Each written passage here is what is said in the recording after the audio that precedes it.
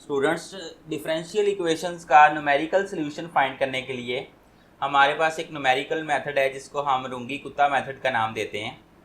ये मेथड जो है इसको आज की वीडियो में हमने अप्लाई करना है और ये हमारे पास एग्जांपल भी मौजूद है। सबसे पहले तो हम इस मेथड को अंडरस्टैंड करेंगे वैसे कि ये मेथड का क्या मतलब है, और उसके बाद जो है हम C++ लैंग्वेज के अंदर एक प्रोग्राम बनाएंगे जिसमें हम इस मेथड की मदद से इस प्रॉब्लम का सलूशन फाइंड करेंगे। तो शुरू करते हैं।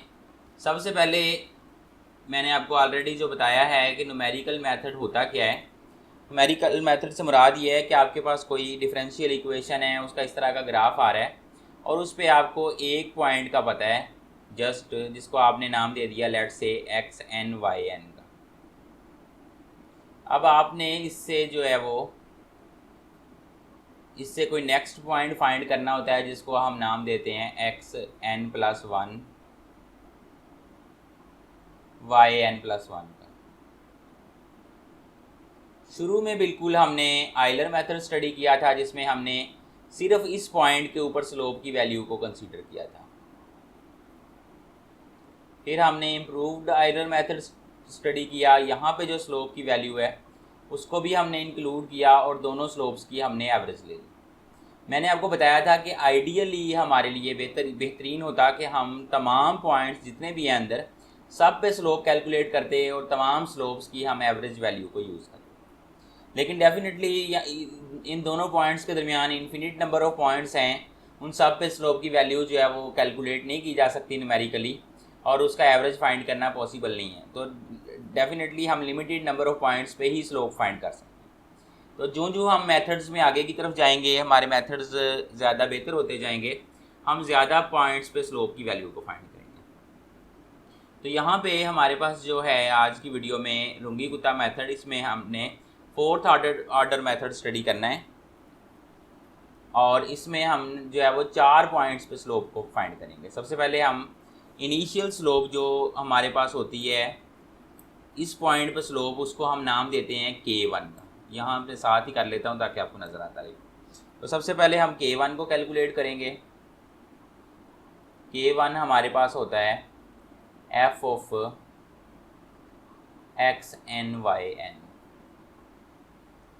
यानी ये जिस तरह से आइलर मेथड में स्लोप थी, इनिशियल स्लोप ये वाली यूज़ की थी, या फिर इम्प्रूव्ड आइलर मेथड में ये वाली स्लोप हमने यूज़ की थी, वही स्लोप हमने आज भी यूज़ करनी है K1 के तौर पे, और इसके ये हमारे पास वैल्यू मौजूद है। अब हमारे पास कह लें कि K1 जो स्लोप है वो कहाँ पे अलाई कर रही है, वो यहाँ पे स्लोप की वैल्यू।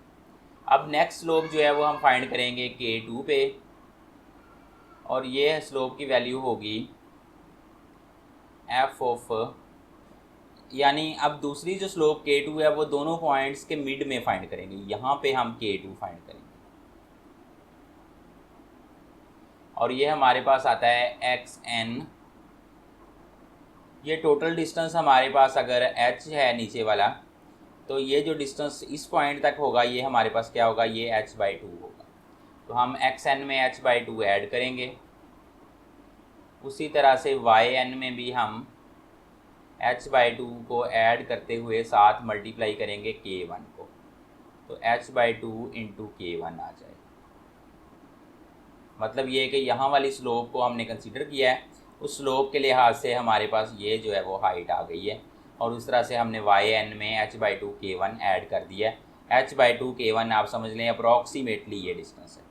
अब इस ये जो स्लोप K2 इस पॉइंट पे आई है, इसमें एक प्रॉब्लम ये है कि इसमें हम जो वैल्यू यूज़ कर रहे हैं y की yn+h/2 K1, ये बिल्कुल परफेक्ट नहीं है।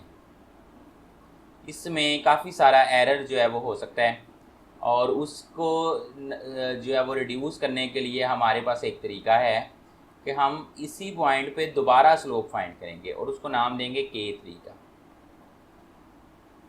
और उसका फार्मूला भी वही होगा f(xn+h/2), लेकिन अब हम इस दफ़ा y की वैल्यू पहले से ज़्यादा बेहतर तरीके से फाइंड करने की कोशिश करेंगे।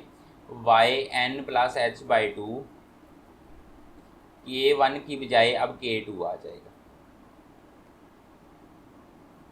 होगा ये कि मोस्ट ऑफ द टाइम्स ये जो चीज़ हम कर रहे हैं इसकी वजह से इसमें जो एरर होगा, यहाँ पे भी ये वैल्यू भी इवन एग्जैक्ट नहीं होगी, यहाँ पे भी कुछ एरर ज़रूर होगा, लेकिन इस एरर की नेचर और इस एरर की नेचर अपोजिट होगी। यानी अगर ये एरर समझ लें आपके नेगेटिव है तो ये वाला एरर पॉजिटिव होगा। दोनों का कंबाइन इफेक्ट जो है वो उसकी वजह से नेट एरर हम रिड्यूस करना चाहते हैं। तो K2 और K3 जो है वो एक ही पॉइंट पे स्लोप्स की वैल्यूज़ हैं, इस पॉइंट पे।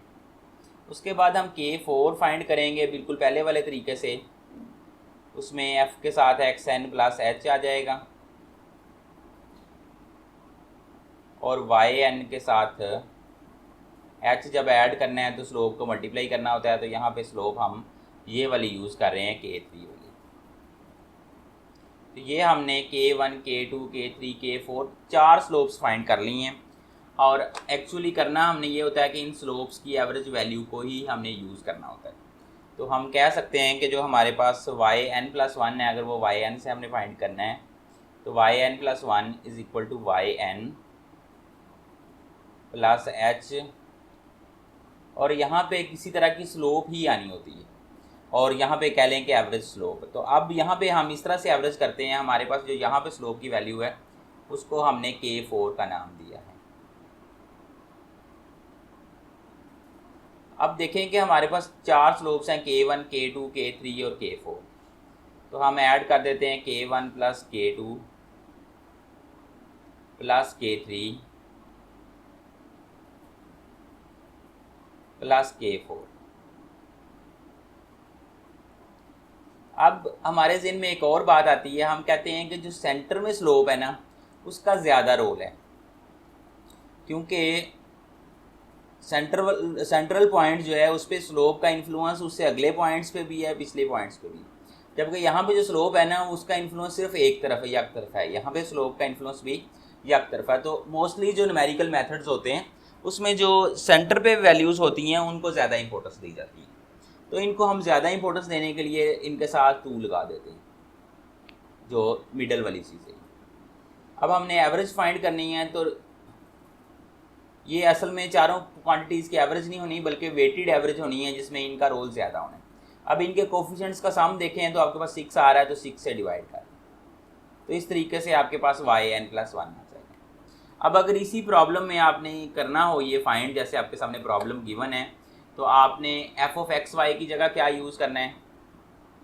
f(x, y) की जगह आपने y' की वैल्यू यूज़ करनी है, जो कि आपके पास x, y के बराबर है। उसके बाद आपके पास y0 क्या होगा, वो मैं ऑलरेडी पिछली वीडियो में भी आपको बता चुका हूँ कि y0 आपकी ये वाली वैल्यू होती है जो आप 1 के बराबर है। x0 क्या होगा, ये आपके पास ये वाली वैल्यू है जो 1 के बराबर है। और आपने ये सारा प्रोसीजर एक दफ़ा करना है, तो आपके पास y1 आना है ये सारा काम करके। उसके बाद जो y1 आएगा उसके बाद दोबारा वैल्यूज़ पुट करेंगे, सारा प्रोसीजर दूसरी दफ़ा करेंगे y2 आएगा, तीसरी दफ़ा करेंगे y3 आएगा, चौथी दफ़ा y4, पाँचवीं दफ़ा y5 आना है। और जब ये 5 दफ़ा आप ये प्रोसीजर कर लेंगे तो आपके पास y5 आ जाएगा। जो y1 आपके पास y1 जो है, सॉरी y0 जो है, उसमें आपके पास x जो है वो 1 के बराबर है। जब आप y5 फाइंड कर रहे होंगे, जो भी वैल्यू होगी इसकी, उस वक्त x बढ़ते बढ़ते x में h 5 टाइम्स ऐड हो चुका होगा, तो x आपका 1.5 के बराबर हो गया होगा। तो आपने y की वैल्यू 1.5 पे फाइंड करनी है। ये थोड़ा सा एरर हो गया यहाँ पे, ये इक्वल नहीं था लगाना, यहाँ पे ब्रैकेट लगानी थी और ये आगे इक्वल लगा के यहाँ से ये फाइंड करना है।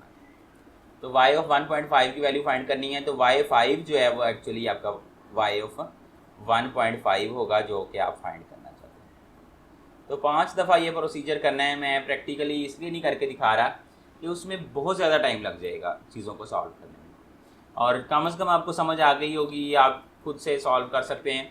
मुझे वैसे उम्मीद नहीं है कि कोई भी एग्जामिनर पेपर में इस तरह का सवाल दे सकता है आपको, क्योंकि इसमें बहुत ज़्यादा कैलकुलेशन रिक्वायर है। तकरीबन मुझे लगता है 1 घंटा 1.5 घंटा भी लग सकता है। लेकिन अगर आपको पेपर में आ जाए सपोज, तो फिर आप बिल्कुल छोड़ें ना, बल्कि 1-2 स्टेप्स तक तो कम से कम अटैम्प्ट करने की कोशिश करें। आखिर में जितना भी टाइम हो उसको अटैम्प्ट करें। अब हम आ जाते हैं इसके कंप्यूटेशनल सॉल्यूशन की तरफ। अब हम प्रोग्राम लिखते हैं। सबसे पहले हमने हेडर फाइल्स लिखनी है, ये मैंने ऑलरेडी लिख ली हैं। वॉइड मेन लिखना है, क्लियर स्क्रीन लिखना है, इससे आगे जो है वो प्रोग्राम की बॉडी शुरू होनी है। तो सबसे पहले देखें कि आपका जो ये मेथड है इसके अंदर अगर आप गौर करें यहाँ पे तो बार बार f(x, y) यूज़ हो रहा है। तो इस वजह से हम बजाय इसके कि कॉम्प्लिकेट करें अपने प्रोग्राम को, हम सिंपल रखने के लिए इसके लिए इसको फंक्शन की मदद से हम अप्लाई करेंगे। तो सबसे पहले हम क्या करते हैं, एक फ़ंक्शन डिक्लेयर कर लेते हैं। तो हमारा फंक्शन जो है उसको नाम देते हैं f का। तो फ्लोट टाइप हमारी फंक्शन की टाइप है। f लिखा, दो वेरिएबल्स पे फंक्शन डिपेंड कर रहा हो तो फ्लोट, और अंदर दो वेरिएबल लिख लेते हैं x, फ्लोट y।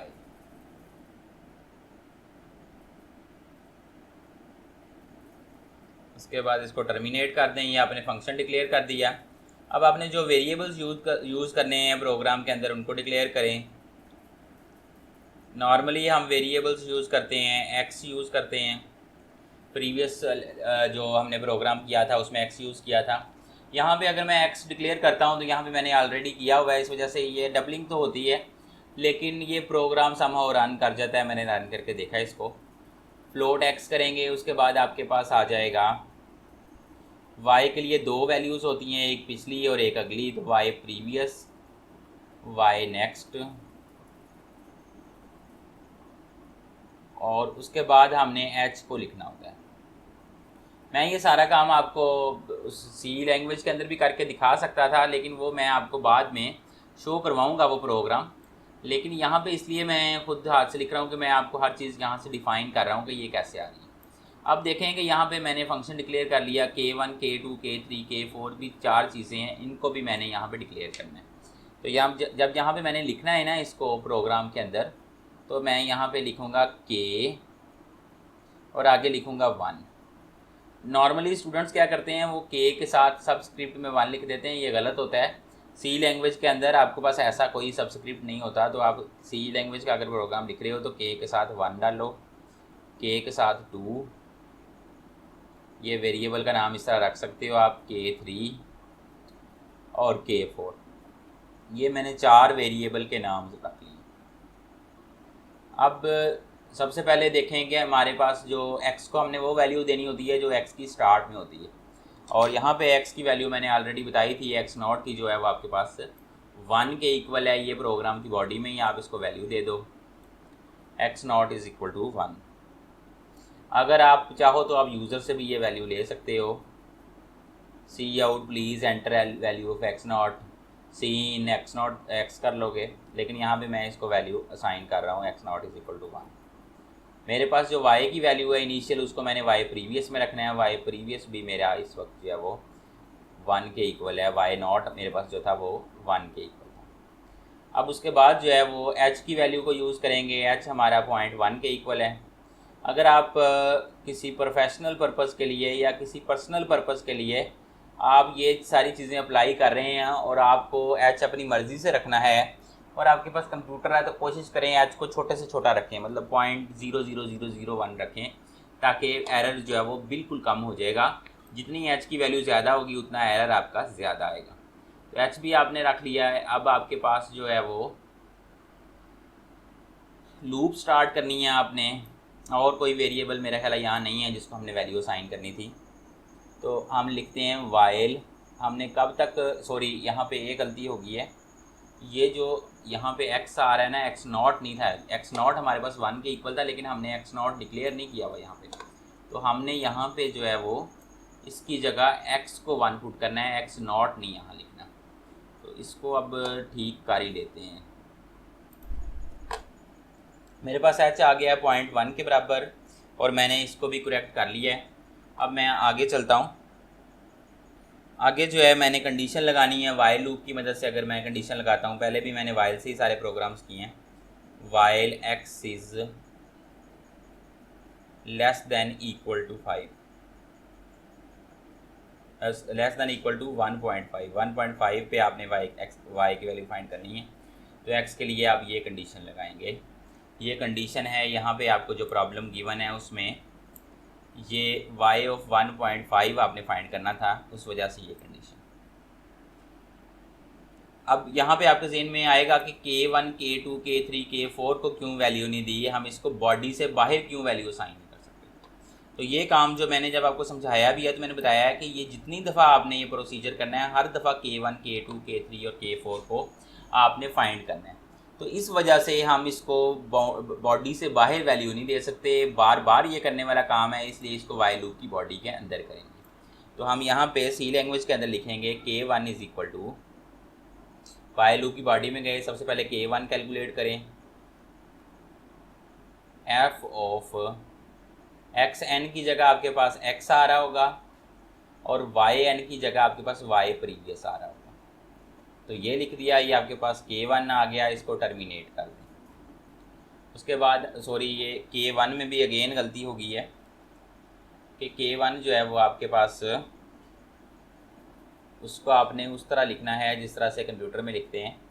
तो हम K के साथ 1 यहाँ पे लगाएंगे, ये K1 आ गया आपके पास और इसको लिखना है आपने f of x comma y previous, और यहाँ से आगे टर्मिनेट कर दें। K2 फाइंड करेंगे। K2 के लिए क्या फार्मूला होता है आपके पास फार्मूला है f of x plus h over 2, comma लगाएं ये वाला, आगे y की वैल्यू में लिखेंगे y प्रीवियस प्लस h। अब h/2 आना है और उसको स्टेरिक भी करना है आपने K1 से, h/2 को K1 से मल्टीप्लाई करना है। तो हम मल्टीप्लाई पहले कर लेते हैं, हम लिखते हैं h स्टेरिक K1 और ओवर 2 बाद में कर लेते हैं। तो ये हमारे पास K2 आ गया। इसी तरह K3 फाइंड करने के लिए भी आपने लिखना है f of x plus h/2। ये मैंने बताया था कि यहाँ पे यही रहना है, यहाँ पे थोड़ा सा चेंज आनी है, y previous plus h asterisk, अब K1 की बजाय यहाँ पे K2 आ जाएगा, ओवर 2 आ जाएगा। और ये आपके पास ये भी टर्मिनेट हो गया। K4 फाइंड करें, वो सबसे आसान है, आपके पास आ जाएगा f of x plus h comma y previous plus h asterisk K3। तो जो यहाँ वैल्यूज़ थी ऊपर हमारे पास, मैं आपको दिखाता हूँ अभी, वही वैल्यूज़ दोबारा लिखी हैं फंक्शन की फॉर्म में। तो अगर फंक्शन की फॉर्म में आप अप्लाई करते हो तो आपका प्रोग्राम काफ़ी ईजी हो जाता है। इसीलिए ये देखें, यहाँ पे जो कुछ था जैसे था वैसे ही लिख लिया, सिर्फ स्टेरिक वगैरह लगाए हैं और कोई चेंज नहीं आई हमारी। तो ये हमारे पास चारों आ गए हैं, K1 K2 K3 K4। अब आपने इसके बाद क्या करना है, अब आपने yn+1 फाइंड करना है। तो yn+1 को यहाँ पे आप y नेक्स्ट का नाम दे रहे हो, y next is equal to y previous, yn को y प्रीवियस कह रहे हो, प्लस h स्टेरिक, और स्टेरिक के अंदर क्या आना है K1 प्लस 2 स्टेरिक K2। अब यहाँ पे 2 के और K2 के दरम्यान स्टेरिक नहीं लगाओगे, गलती हो जाएगी, plus 2 steric K3 plus K4, और सारे को आप डिवाइड करोगे 6 से, जैसा कि वहाँ पे डिवाइड किया हुआ था। लेकिन यहाँ पे थोड़ा सा फ़र्क आ जाता है कि जब कंप्यूटर में लिखना है तो आप ओवर करके 6 नहीं लिख सकते, और आगे टर्मिनेट करोगे। अब आपके पास ये y नेक्स्ट आ गया। अब आपने अगला काम क्या करना है, अब आपने इसको डिस्प्ले करवाना है। तो डिस्प्ले करवाने के लिए आप x नेक्स्ट भी पहले आपने फाइंड करना है, तो वो जस्ट आप x को x प्लस h कर देते हो, तो आपको x नेक्स्ट के लिए अलहदा से वेरिएबल डिक्लेयर करने की ज़रूरत नहीं होती। तो अब आपके पास ये एक किस्म का x नेक्स्ट पड़ा हुआ है। अब आपने शो करवाना है आपने आउटपुट को, तो आप लिखते हो सी आउट। अब कुछ चीज़ आप एज इट इज़ शो करवाना चाहोगे, वो आप इसके अंदर लिख दो, ये चीज़ आपने एज इट इज़ शो करवानी है। उसके अंदर आपने x की जो नई वैल्यू है वो शो करवानी है। फिर उसके बाद आपने फिर से ये वाली ब्रैकेट शो करवानी है और इक्वल का साइन शो करवाना है। फिर आपने थोड़ा सा गैप भी देना है, और आगे आप वैल्यू शो कर रहे हो y नेक्स्ट की, जो नई वैल्यू आई है y की। और उसके बाद आपने नई लाइन में भी जाना है, तो एंड लाइन की कमांड भी देनी है। तो ये सारा आपका जो है वो सिंटैक्स कंप्लीट हो गया है, जिससे आपका जो वो आउटपुट है वो डिस्प्ले हो जाएगी। अब आपका जब ये काम मुकम्मल हो जाए उसके आगे आपने क्या करना है, आपने जो है वो अब दोबारा से जब कैलकुलेशन स्टार्ट करनी है तो अगली कैलकुलेशन में जो आपका इस कैलकुलेशन में y नेक्स्ट था वो उसमें y प्रीवियस होगा, तो हम लिखेंगे y previous is equal to y next. तो इस तरह से हमारी लूप जो है यहाँ पे एंड कर जाएगी। इस लूप से जब हमने बाहर निकलना है तो हमने गेट ch करना है, प्रोग्राम को ख़त्म करना है एक तरीके से।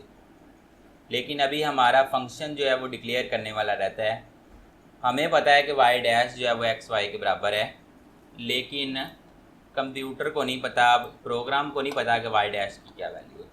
तो वो हम डिस्प्ले करवाने के लिए यहाँ पे जो है दोबारा से आगे फंक्शन डिक्लेयर करेंगे। अब यहाँ पे मेरे पास जगह ख़त्म हो गई है, मैं ये काम जो है वो थोड़ा सा आगे वाला काम नीचे करना था मैंने, वो मैं यहाँ पे कर लेता हूँ, फिर मैं आपको प्रोग्राम ओरिजिनल भी दिखाऊंगा। तो फ्लोट एफ फंक्शन, ये फंक्शन का जो है वो हम नाम लिख रहे हैं, फ्लोट एक्स फ्लोट वाई लिख दो, कॉमा।